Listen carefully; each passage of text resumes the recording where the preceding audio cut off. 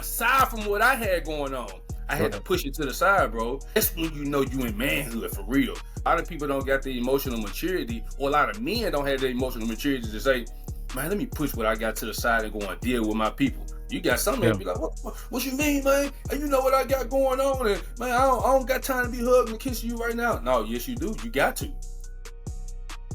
Today, we're diving into an enriching conversation about mindset, discipline, and the profound impact they have on manhood. Manhood doesn't always have to look the same for everyone. A real strength lies in authenticity and personal truth. Join us as we hear what real men think, feel, and how we navigate the complexities of modern masculinity. Today's conversation is with the founder of Sports Life United, a mentor, educator, high achiever, good friend of mine, Mr. Step Allman. Welcome to the show, my friend. Thank you, man. Appreciate it, man. Let's make it happen. Let's make it happen.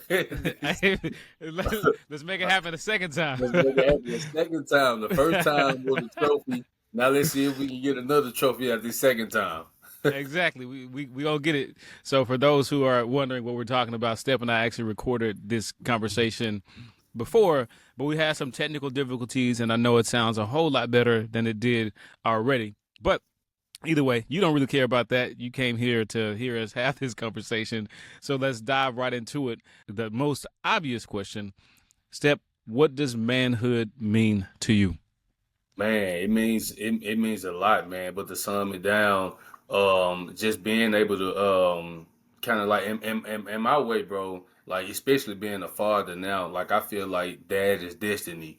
It's so many things and so many components that make up manhood. But I think when you finally get a family and when you have a fiance and you have children, that is like one of the most top tier things that I think that solidifies you in being a man and like in indulging in manhood. But just being able to have a clear conscience, man, have some type of pride and confidence about yourself. Also humility and understanding and unconditional love for people, places, and things. Like that is something that really enhances a person's ability to like be fulfilled in their manhood. It's a lot, again, like I said, it's a lot of different components that make it up. But I think just being able to, to be strong and understanding at the same time, because you can't have one without the other. For women, it may be a tad bit different, but for men, man, you got to be able to indulge in both sides, and I understand that now more than ever. Now that I have a family, For sure, for sure. So there's something that you said in there, and ironically, I was listening to a couple of videos this morning, and Chris Rock mentioned the only people who actually get unconditional love are women, children, and dogs. So 100%. how do you feel about that quote? Man, I remember when Chris Rock said that, man, I think this was before my daughter came in, and I was like, golly, man, you just struck a nerve, my guy. Like, yeah, like, but I felt it though 100% because and it's funny that we talking about this now because it was yesterday I saw a reel on Instagram and this guy was saying that women are better at being widows than men are because typically wives or women, they are always indulged and have more of a loving and nurturing circle as it relates to them having family, friends, people that they can rely on and call on. But when men get married, typically the wives is the husband's best friend.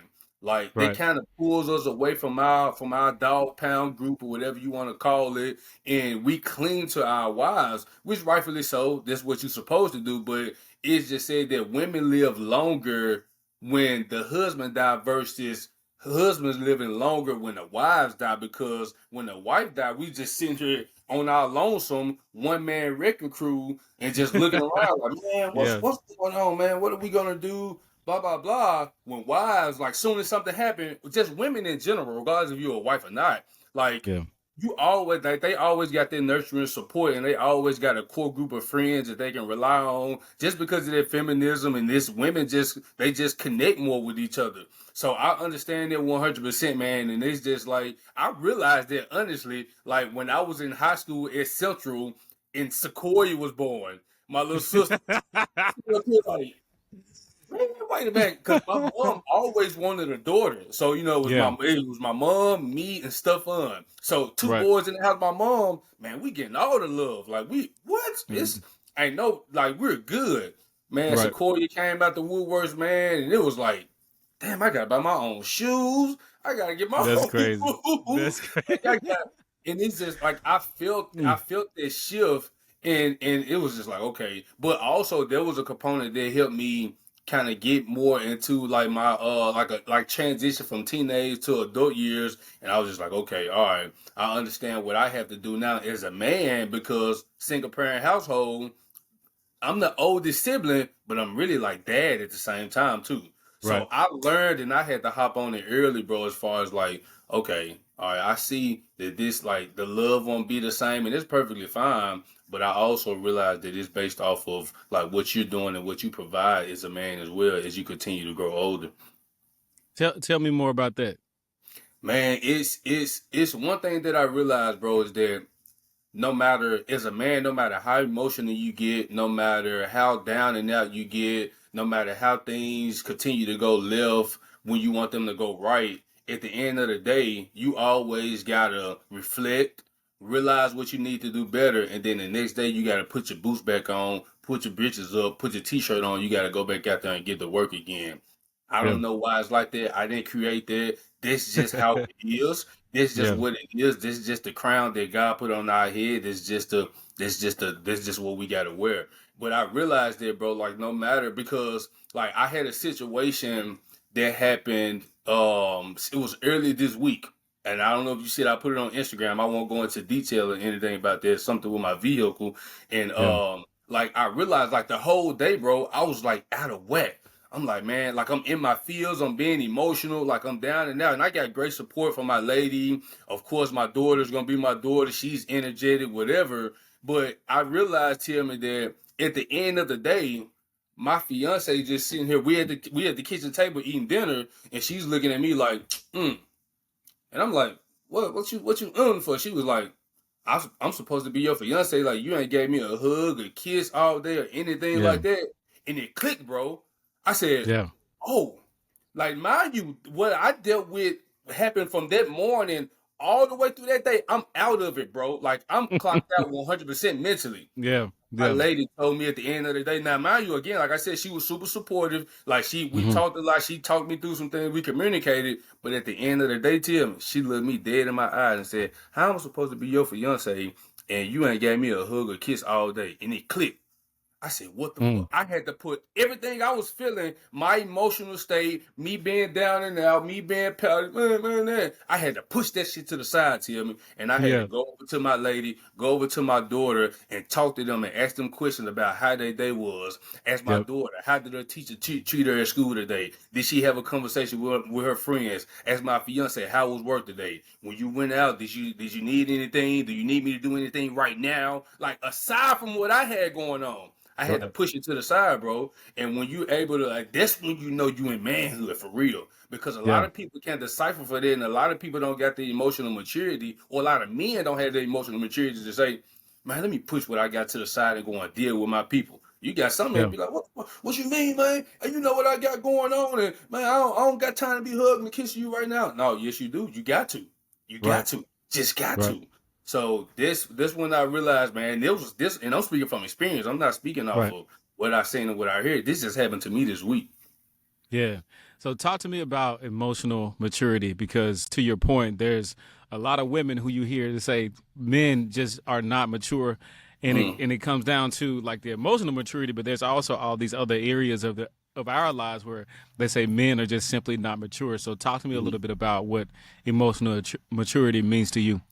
Man, just being able to decipher between a lot of different components just going on in the world, and then also what's going on in the household, what's going on in your daily individual personal life as it relates to like your personal goals and what you're trying to achieve and what's going on in work, not to mention what's going on in the world just in general as it relates to black men. I feel Right. like being able to sit down and reflect and communicate properly and thoroughly about how you feeling, and then asking questions to get a response from whoever you're dealing with in the outside world and within your household to see where they're at emotionally, and then trying your best to regulate that as the man. Right. Because as I said, that is destiny. So as we go, the world goes, the household goes, the job goes. Like, we are the ones that can set the sail for the boat. So to be able to like take in all these different components while also dealing individually and personally with what we got going on as men,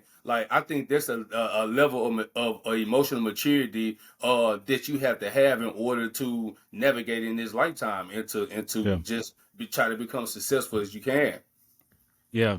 So help me understand, what was the moment for you when you realized, okay, I think I'm a man now? What was that moment for you?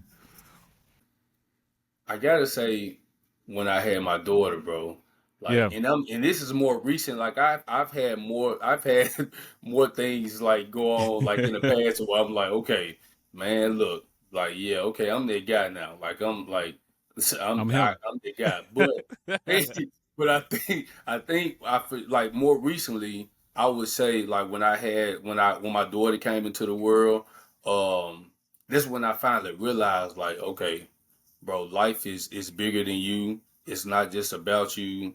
You have to be considerate of others' feelings, their emotional state, what they want to do, how what they're thinking, and how they're communicating. Like, you really, really, really have to tap in with that. And now that my daughter is talking a little bit, she's walking, she's going to school, she's starting to get into her personality and stuff like that.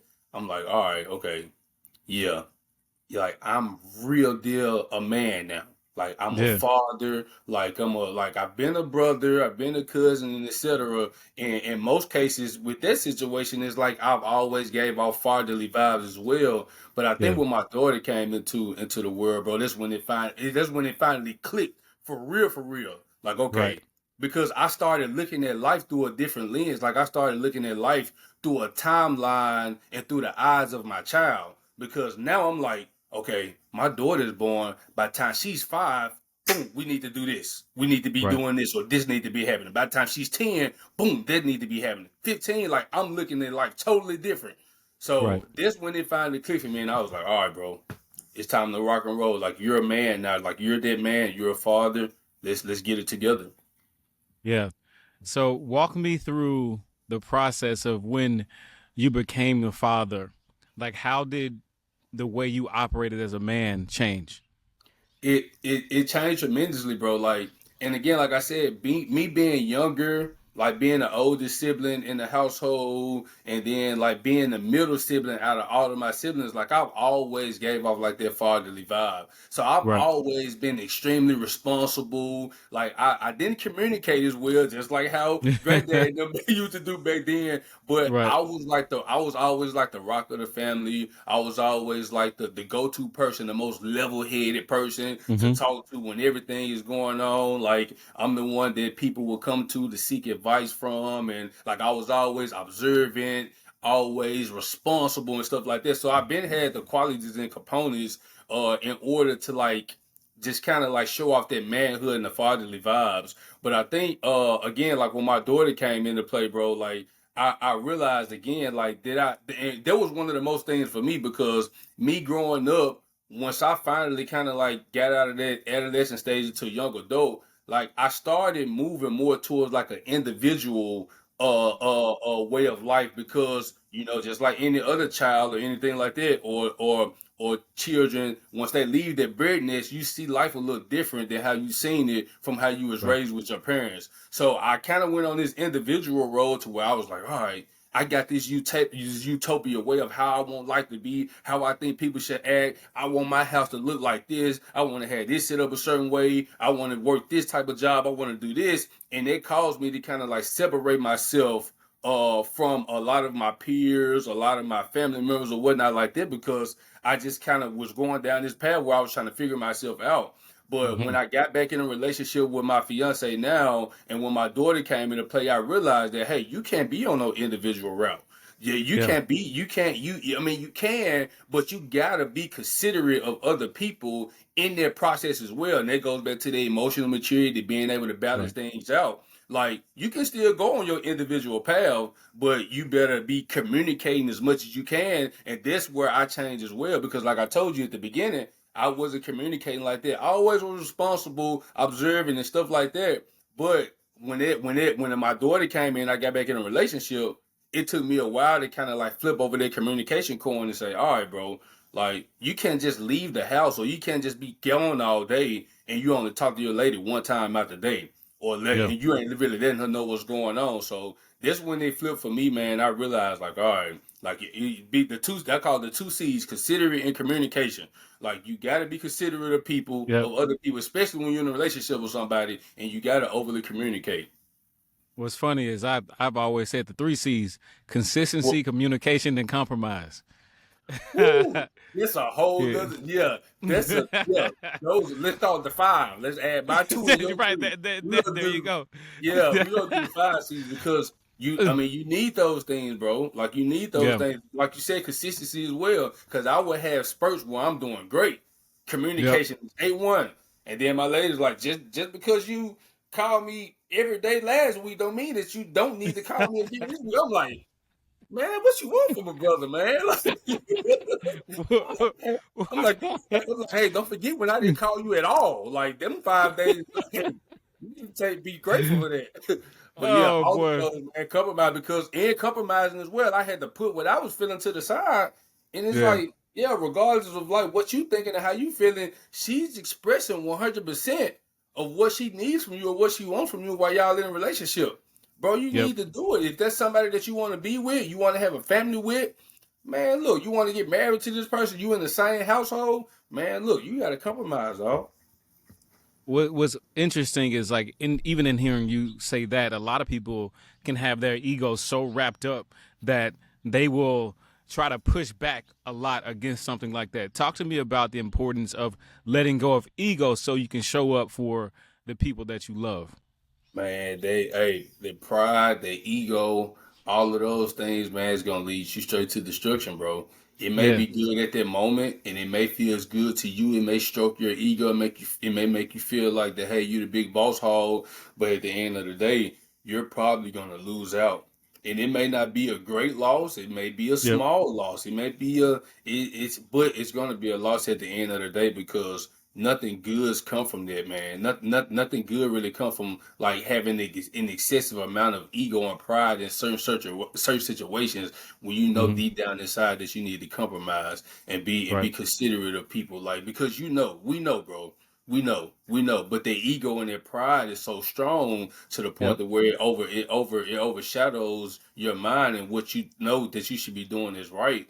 And now you're going against the grain. Now you're going against your true nature of who you are and what you're supposed to be as a man. And again, like I said, it may feel good at that moment, but longevity wise, like, we playing a long game here. I Yep. like to look at life like that. Like, you got to be Yep. playing a long game, like, because instant gratification is good. It feels good at that moment, but bro, no. So we got to Yeah. do a better job. But that goes back to the emotional maturity as well. Like, you know that you got pride. You know that you got ego. You know that you want this thing to be a certain way. When you looking at somebody eye to eye, somebody that you truly care about and that you want to be with, like, you'll know what you really need to do. For sure, for sure, and a lot of that to that end. Let's actually take a step back. We talked a little bit about communication. Why don't we share with the audience why it's so important to be able to properly communicate? It properly communication, like, this I think this, like, one of the top tier things why being in a relationship, and just being in the world in general, but specifically in a relationship. I had a therapy session with my therapist, like, maybe a week or two ago, and I was kind of sharing with her some things about, like, what me and my fiance was going through. And she looked at me and said, well, Step, I think you need to overly communicate. And in my Mm, head, I'm like, "What's overly communicate? Like, what are you talking? You talking about a person that grew up in a household to where it was tough love. Like, we didn't communicate as a lot as a family when I was growing up. Like, my mom, single parent household, two boys, so she had to be mom and dad. So a lot of the times, like, it was like her way or the highway. So she Right. couldn't let that nurturing side come out to her. She couldn't let that communicative side come out for her because, like, you got two boys in the house, and you know our testosterone, our ego, and our pride is jumping through the roof. We trying to do backflips off the house. So she can't. She's not looking at us and being able to talk to us in that motherly type of way that she needs to. And so it was just all tough love. So my therapist tell me something about overly communicating. I'm like I know what it is, but I'm like, yeah, can you go more into depth about that? Because I'm not a person that like my communication is not bad, but it's not good either. So you looking at Yeah. me and telling me to overly communicate, and you want me to start tomorrow. What does that look like? So Yeah. that's super important, man. Being able to like properly communicate what you're feeling, what you're doing, what you foresee for the future, like just things that you like your thoughts or whatnot. That's super important, man. Regardless, even if you think it may be something that's not worth communicating to your partner or just in general, to your friends, to your peers or whatnot, like just being able to overly communicate, that open up the doors for so many different opportunities and vulnerability and connection for people and relates in terms of like what you're trying to do moving forward in this world and in this Yeah. lifetime. So being able to communicate, properly communicate, because it's them two Yeah. different things. Properly communicate, communication, overly communication, like those are all different sectors. Like you can't Yeah. like you got to be able to kind of touch on all of them if you want to, be able to prevail in this lifetime. Yeah. And you talked a little bit about the future there.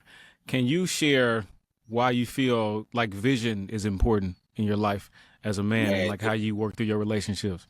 man, this is super important, man. Like to be able to like to before I got in a relationship with my lady, I asked her, "Hey, like, why do you want to be with me? Like, why do you want to be married? Like, what does life look for you? What does life look like for you in the next 5 years, individually, as a woman, as Yeah. a person, you in general? And then what does life look like 5 years from now, like with us being in a relationship and us having a family? I think being able to talk about the future, regardless if you have a plan or not." Being able to communicate that and manifest that and throw out that vision so people can see it before it happens, I think that's key. Because if you Yeah. don't know, you will never know. Like this is Yeah. simple as that. Like if you don't know, you'll never know. So being able to talk about it and talk things through and maybe like write some things down, like that helps you bring that vision into play. And then it also helps you get on the same page with your spouse. Because that's why I asked her, what does life look like for you individually as a person?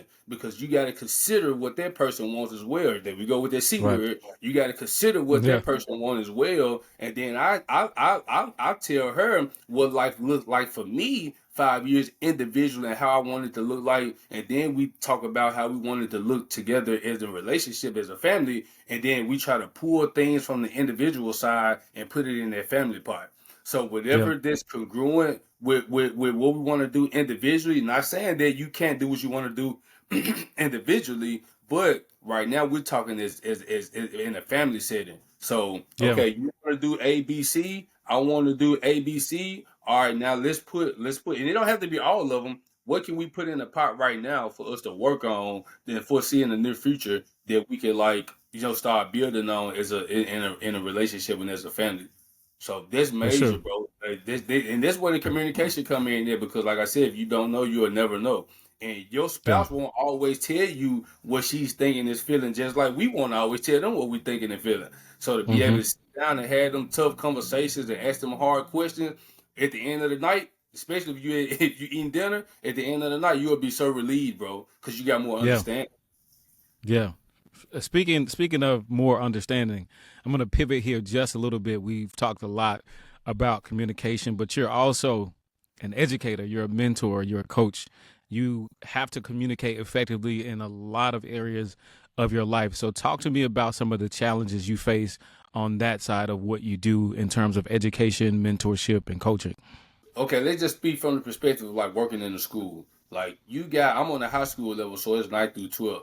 It's so many different students and personalities and backgrounds and nationalities that you're dealing with in the school setting, bro. To the point to where it's like, and it's a lot of barriers as well, because you may have some kids that's from Nigeria, Ethiopia. You may have some kids that that's Hispanics or whatnot, So being able to be in that realm and like properly communicate with everybody, it's tough, man. It's tough, and there's a Yeah. lot of barriers there, and there's a lot of things that make that difficult to do. But I found that me going into this setting, I feel like the people that clings to me the most and that comes to me to like seek out some type of information or just mentorship, those are the ones that I kind of pour more into. Not to say Yeah. that I'm discrediting everybody else and I like or other nationalities because I talk to them all, but as they say,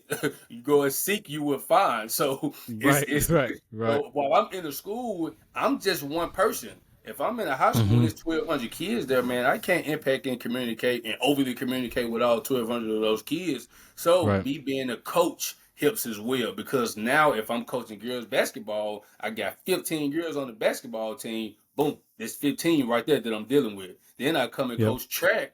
I got 25 or 30 kids on the track team, girls and boys. Boom, there's 30 kids that I'm dealing with right there. Then I'm dealing with football and other sports. So being able to hone in on what I'm good at and what I'm great at helps me to become a better communicator. It helps me to properly communicate without spreading myself so thin. So I look because my first year in the school system, I was trying to be Superman. I was trying to be super step. I'm walking in the Yep. hallway, man, Super pull your step. pants up, tie your shoes up. What you doing? Man, look, you need to go get a haircut. I'll take you to the barber shop. Why your pants like and after that first year, I was like, oh, okay, yeah, bro. Yeah. Yeah, you're gonna run into a dead end very, very soon. So again, being able to hone in on what I love to do in my craft while also being in the school system and mentorship, which is through the sports realm, that helps me become a better communicator and properly communicate or with student athletes that I deal with. Yeah. As an educator, you have a lot to deal with from, the teaching and the Mhm. mentorship and the coaching aspects of all the work that you do. What are the ripple effects at home? Bro, when I first when I first moved to Nashville and started working at the high school that I'm at now, my first year. Now these are high school students. So Mm-hmm. just like any other environment, when you're the new person or you get into an unfamiliar territory, you may have a situation where employees, in my case, students, anybody, they may try to test you or push a few buttons. Right. So me coming into the environment that I was in, I'm a young guy. I look like them. I walk like them. I talk like them a little bit. But I'm also professional at the same time and holding these kids accountable. And then for me, I also had to come in like on my first year. I had to come in like Mr. T, like I had to come in as a savage because I had to let it be known that hey, I'm not one that you can deal with or push over, or I'm not Right. one that you can try to finagle with and try to finesse and then think you're gonna get away with it. So my first year in the school system when I moved to Nashville, bro, like my first not the whole year, but like my first 3 or 4 months, I was in there like straight face, no smiling, no nothing. Like I'm did like because I had to set the standard and I had to let them know, oh man, like okay, Coach Allman cool, but man, like at the end of the day, don't play with him. So Yeah. every like for like 3 or 4 months, bro, I'm in there, I'm on everything. Like I'm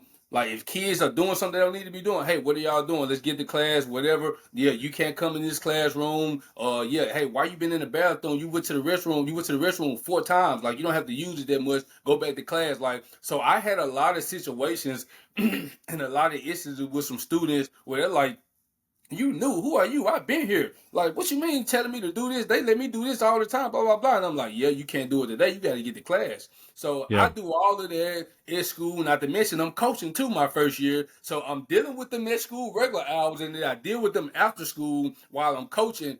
All day, I'm one way. Boy, I had a nerve to come home like that one day. I had, and this before this before kids. My daughter wasn't even born yet. My daughter wasn't even born yet, so it's just me and Kobe. It's just me and my lady. Man, I had a nerve to come home one day like that, and she looked at me and said, "Hey, I know you just moving down here, and I know the kids may be kind of getting on your nerves a little bit at school, but ain't no kids in this house. Like, Mm. She looked at me dead in my face and was like, "Yeah, you need to lower your tone. You need to like kind of relax and let go from work because you at home now and you ain't finna Right. be in here talking to me like that every day." Right. And I was like, I appreciate you, like, because I was so tied into me Mm. being a disciplinary, me putting off, me making sure that I was putting off a certain image. So oh man, that gets deep. But me making sure I was putting off a certain image in the classroom and in the school to say, hey, this not somebody you can play around with. He's cool. He's gonna talk to you, but this somebody you can't play around with. And I brought that home, bro. And it's like I hadn't done this since then. Like Yeah. I'll come home and then give everybody a hug and a kiss, and then throw on some running shoes and go for a run before I come in with that Randy Macho Savage mentality because Right. I know that it's not I know that it's not great to bring that into the household, and I know it's not good to to have, man, when you're dealing with two women. Now that my For daughter is sure. here. For sure. So, in saying all of that, talk to me a little bit about all the stuff that you're doing from the school side and the impact that has on you as a father. Man, it's when I first started working in the school system in Memphis before I moved to Nashville. I was at Jeter. I was at Jeter over in Whitehaven, and my first year there, I was coaching. With my first, second, and third year, I had coached girls basketball, track, pretty much all the sports. And when I first started with basketball, because basketball was right after football season, um, I had like 9 or 10 girls on the basketball team.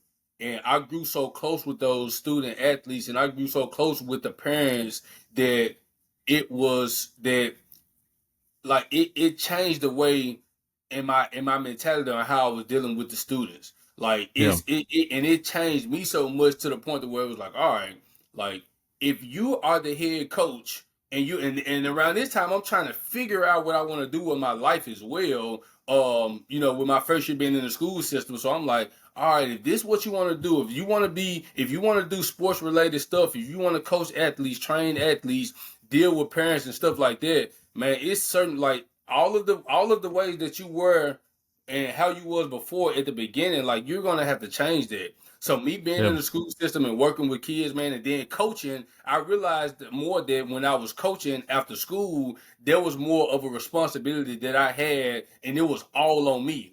So Yeah. I made sure that I had to really, really lock in and be intentional about what I was doing and the communication and the conversations that I was having with the parents and the athletes. Like I realized that I had to do more of that in order to keep everything afloat and to keep everything together. So they kind of transpired over into my personal life as well because I'm like, all right, like if I can't be half and half. Like I can't be wishy washy. It can't be no shady gray areas. So if I'm this way at school while I'm dealing with these athletes and these parents and these students, then I need to be that way in my regular life as well. And I did a Hmm. total 360, bro. I did a total 360 because I knew that there was certain components about me that I had at the beginning that I couldn't carry with me while I was working in the school system, being a coach, being a trainer, being a mentor. I had to let a lot of things go, and it worked out for the better. Like, I feel like we all have that one moment when we have to really transition in our lives. And sometimes a lot of us have to go through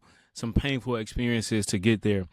What was that moment for you when you realized, okay, this is that transition period now I have to overcome in order to really be the man that I desire to be? Man, I think when I would say I was at UAPB. I was at Arkansas Pine Bluff when I graduated from Central. Went to Arkansas Pine Bluff, and was supposed to have been playing football. That didn't work out. That didn't happen. So I'm just a student on campus taking up classes or whatnot. And while doing that, I ran into a situation where I ended up getting incarcerated while being in Yeah. college. Ended up being like while being in college, like it happened on campus. I was in for a little bit, got out, moved. I left Arkansas Pine Bluff, went back to Memphis because my mom was like, "Nah, you need to come back home. Like I don't know what you're doing up there. You need to be somewhere close where I can have my hands on you or whatnot." Go back to Memphis. I'm lost in the sauce, bro. I'm like, Yeah. okay, what am I about to do with my life? Because again, like when I was in high school, I had like 3 or 4 different goals. There was to graduate high school, go to college, play college ball, and then potentially try to go pro. Like those were my three things that I had coming out of high school. So that was all I knew. Like sports Yeah. athletics was all I knew. So when that didn't happen for me, man, like that really was a tough transition for me to say, all right, bro, you not playing ball and you didn't finish school. Okay, bro, what are you finna do? What is your life finna look like? And I remember going through it as I was growing up, man. I had a lot of friends that had guys that didn't make it past sixth, seventh, eighth grade. I had Yep. a lot of friends that got hooked on something, man, and it was bad. So I'm seeing this stuff. So at that moment, bro, that transition from me leaving UAPB and coming back to Memphis, there was a time where I had to really, really figure it out. Like I just knew because also being in high school, I told myself that whatever I wanted to do in my life, I wanted to be based around sports. So while I'm going Yeah. through this transition, like I pretty much this when Sports Life United came along. And this when I kind of like birthed it and started dealing with it because I was like, let me be able to try to give student athletes everything that I didn't get being a student athlete in school so they don't go without. But I realized that the type of lifestyle that I was living prior to that, it wasn't compatible with what I wanted to do moving forward. So I had to make a transition because I knew I couldn't be smoking weed, partying all night, hanging out around in the neighborhood, just not doing nothing, and then try to train, mentor athletes, and talk and have conversation with parents about how our program can benefit them. Those two things Yeah. it doesn't match. So that was the point in my life, bro. Like leaving UAPB from being incarcerated and then figuring out what I wanted to do. That was a tough transition, and that was the point in my life to where I figured out where I had to figure out something and what I wanted to do moving forward. Let me close with this. So, Okay, if you had to define manhood in one word, what would that be? man, I got to go with the good old persistence, man. Persistence, Yeah. because at the end of the day, and it goes back to what I was saying at the beginning. At the end of the day, when you reflect, sit down and look at how the week went or how the day went, the next day you gotta get up and do it again. You gotta put your boots on. You gotta put your jeans on, put your boots on, put your shirt on, and you gotta go out there and figure it out and get to work. Because again, like I said, that is destiny. So in order for you to continue prevailing throughout life, you got to have that persistence to do what you need to do, regardless of what you think or whatever, or regardless of what you feel. Like this just what it is. This for me, this what it is. Is just For being sure. able to have the persistence and to push through something, no matter how tough or hard it get. You just got to keep going, bro. Life gets tough, but we got to show up every day. Gotta show, especially as men, dog. My brother, it's always a privilege to talk to you. Obviously, for anybody listening, we've talked about mindset and discipline, how all of that shapes the essence of manhood, and how these elements offer the freedom to redefine what it means to be a man in today's world. Remember, discipline equals freedom. And while manhood can look different for each of us, the core values of authenticity, resilience, and integrity remain universal. We are the disciplined man, and this is what real men think. You have listened to a conversation with Step Allman, the founder of Sports Life United. Step, appreciate you, brother. Thank you, dog. I see you, man. Have a good one.